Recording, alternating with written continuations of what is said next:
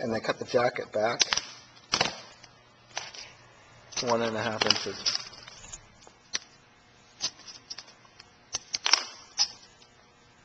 Strip the wire down to 1/2 inch. Twist the wires clockwise. Use a 2.5mm screwdriver. Insert it inside the square hole in the white Wago. Push in to open up the clamp and put your wires in. White's going to go into N for neutral. Green goes into ground, and the black's going to go into 1.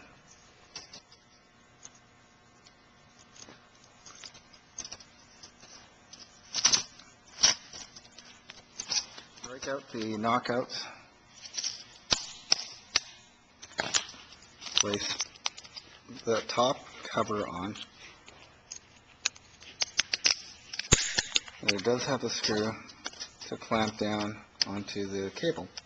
You screw that in and you're done. Okay, now this is the power side for the white Wago, and we're going to do exactly the same as before with the motor, starting off with the white, which goes into neutral.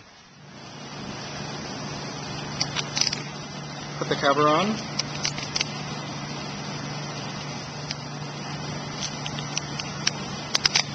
And screw down the cover to clamp both cables, and then you're done. Okay, now when you're done, you have the white Wago hooked up. So from the power to the white Wago to the motor, and then you have the next cable, which you can use for the next white Wago,